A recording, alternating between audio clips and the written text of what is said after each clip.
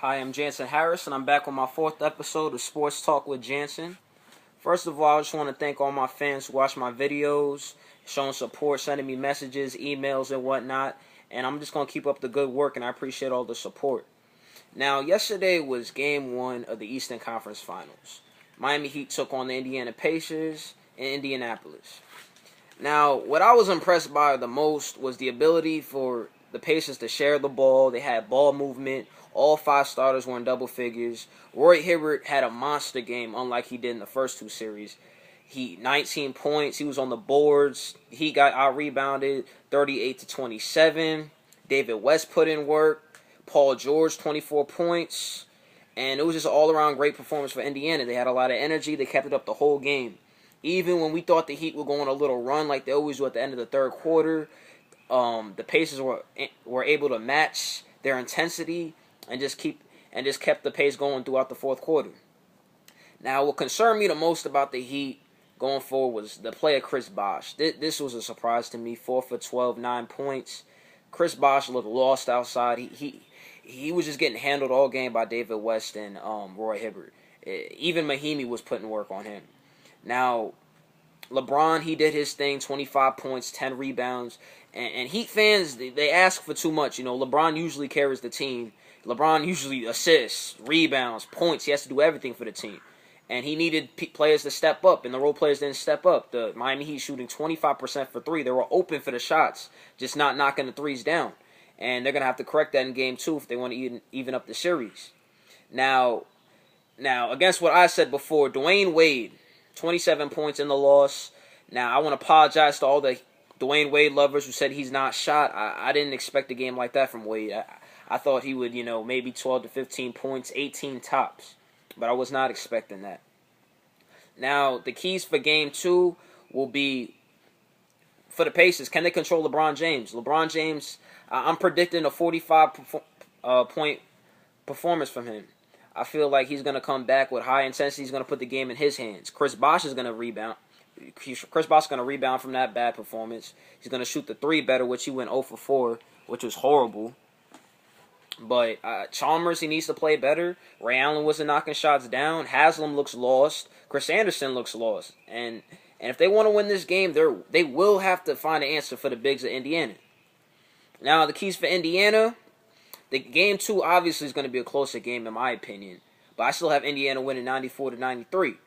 But if that's going to happen, Paul George is going to have to be clutch in the fourth quarter. The fourth quarter is where he's going to need to step up. Hopefully they don't have him guarding LeBron much because that might tire him out, get him a little fatigued. And they put Lance Stevenson on him. I think, he can give him a little bit of problems, but you're not going to stop the best player in the game. But saying that, like I said before, 94-93, I have Indiana taking a 2-0 lead. And I'm really impressed by Indiana. And they're going to give a Heat a run for their money. Now, for tonight's game with OKC and the Spurs. Now, unfortunately, Serge Ibaka, another big-time injury, is out with a calf injury, likely out for the rest of the playoffs. This hurts them a lot with the rebounding. He also averaged 15 points a game, which they need.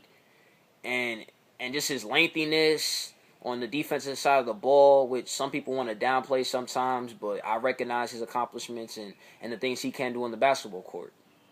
Now, saying that, as the Spurs are a 6-point favorite, I have OKC winning. I have that because I don't see an answer for Kevin Durant.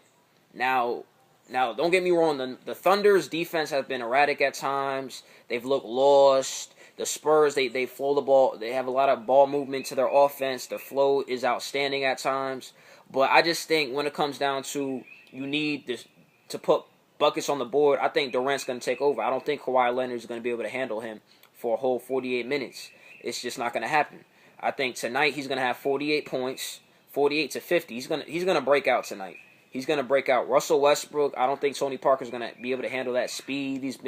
Parker's been hampering on a thigh injury, hamstring. So I don't think he's ready to test that yet. So expect OKC and Perkins.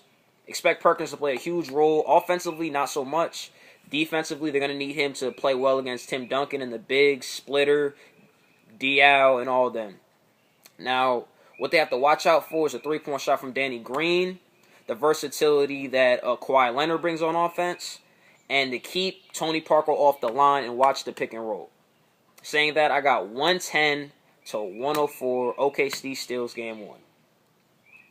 Now, I know this is not really a shock to many, not a shock to me. Kevin Love, after this season, is not interested in signing with the Timberwolves. I don't blame him since he's been in the league. Never been to the playoffs, which is ridiculous for a player of his stature. He's one of the top 10 players in the game right now. And his agent, coming from his camp, they're not looking to re-sign. They're not looking to come back. Minnesota wants to play it out. They're not looking to trade him. But reports coming out this week are they might be listening. Because if they don't trade him, then he will leave to a better market team. Like, there's options like the Lakers, even the Knicks showing some interest. There's other landing spots. Now, possibly Houston. If Houston can move the cap rule, move Arshik, maybe move Lynn, maybe Parsons, you bring in another big like that, stretch the floor out. He could play the power forward, Dwight at the center, and James Harden. Or even in LA, it's a more attractive market, be a star in LA, play with Kobe. We don't know how he's going to be when he comes back, but that's a major upgrade. And Minnesota really weighing the options, it's not an attractive place to stay. I mean, they're not winning ball games, and he's putting up amazing numbers. 25 points here, 30 points there, and it's just a waste. Rubio and company, they're not playing defense. I mean, they have some young talent on the team, Corey Brewer, but I wouldn't stay either, to be honest. And my best bet, Kevin Love, LA, the Knicks, maybe Chicago Bulls. Maybe the Bulls, that's more attractive. Derrick Rose come back. That'll be all right. Maybe. And for baseball lovers, the Detroit Tigers, 27-12. Best record in MLB right now. Yes, the best record. Even better than my Yankees. I'm a Yankees fan. Verlander pitching tonight, 5-2. Watch on the mount tonight as they get ready to play.